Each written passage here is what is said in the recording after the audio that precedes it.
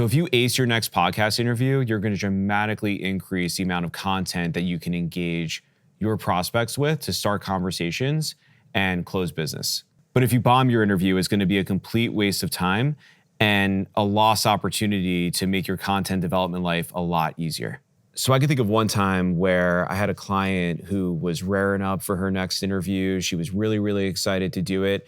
And she didn't take the steps to prepare and really position herself well to do podcast interviews. So she showed up, she felt uncomfortable, she felt underprepared, and ultimately she got the clip back and realized that that translated on camera and through the audio of the interview as well.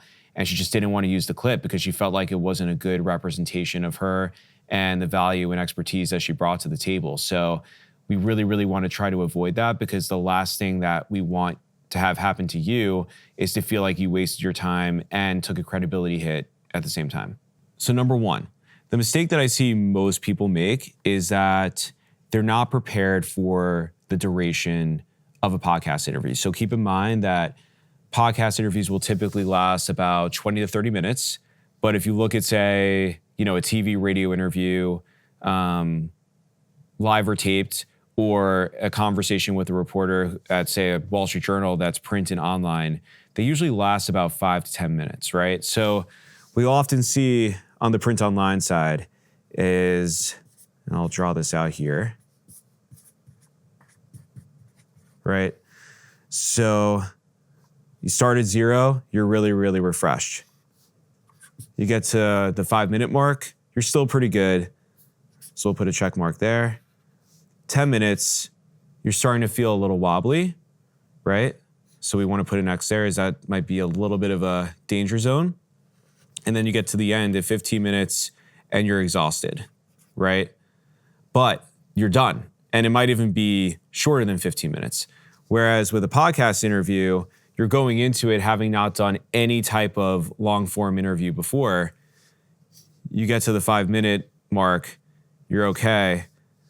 You get to the 10-minute mark, you start to get exhausted. You get to the 15-minute mark, you're still exhausted, but now you still might have the 20-minute mark or the 30-minute mark.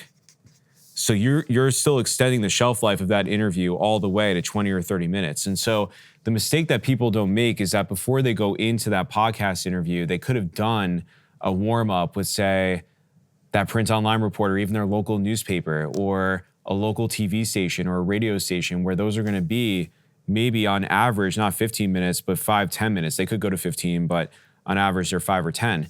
And that lets them get into a groove about having a back and forth conversation and being ready to carry that conversation for an extended period of time. So podcast interviews, of course, you want to feel like you have the expertise and experience to bring to the table and you know what you're talking about. That's very, very important. But what's also equally as important is having the stamina to go 15, 20, 30 minutes and really, really be in the details of the conversation. The other thing is, second mistake, I find that people often are too reliant on the talking points that they prepare themselves to discuss in an interview, right? So when you're first reaching out to a podcast host or their producer, it's very common for somebody to say, hey, look, here's my background. Here are the topics that I feel comfortable talking about. And then you expect going into that interview that the host is just going to ask those questions going down a line, right? But ultimately what they're doing is they're going to, at best, use that as a frame of reference for the conversation, which means they might draw from some of those questions to inform the conversation, but they're using it more as context to get an understanding of what you actually can talk about. So they're not going to necessarily ask those questions word for word. They're going to more so say, okay, this gives me an understanding of this person's comfortability range in terms of the topics they can discuss. I'm going to ask my own questions and try to get it as close to those topics as I can, but also try to satisfy what my audience is interested in at the same time. So so it's really, really important to know that you might get some curveballs during an interview, but also be able to prepare for the questions that you might not expect so that you can keep that conversation going. Third mistake that I see a lot of people make is going back to what I talked about at the top. They don't think of podcast interviews as a content engine. They simply think that the value comes from the interview itself. And so this isn't necessarily relegated to podcast interviews. I see it happen with print online, TV, radio, Substack, streaming, whatever it might be, other forms of media where the person thinks, okay, I'm going to do this interview. I'm going to get this media coverage, and then I'm going to get 50 people calling me the next day like, oh, I just saw you in the Wall Street Journal, or I saw you in the Substack newsletter and I want to work with you. It can happen, but it's rare for it to happen. What is more common is using the podcast interview, as I showed at the beginning, as a content engine to reach the people that you want to reach and get them engaged.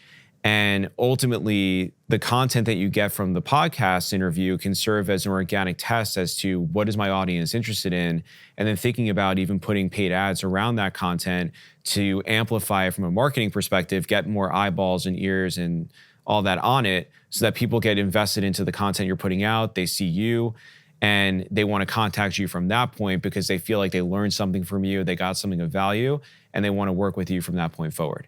So if you can avoid these mistakes, you're going to be really, really well positioned to amp up your business development, whether that's giving your marketing team or yourself more assets to market and get really solid engagement with your prospects with, or even giving it to your sales reps or sales teams, or if you're the seller, being able to have something that you can go to your prospects with value and not feeling like you have to always say, hey, I'm just following up on my last message, or just checking in to see where we're at with this, right? It just gives you another touch point to organically reach out to somebody with value and have them feel like you're not just trying to sell them all the time.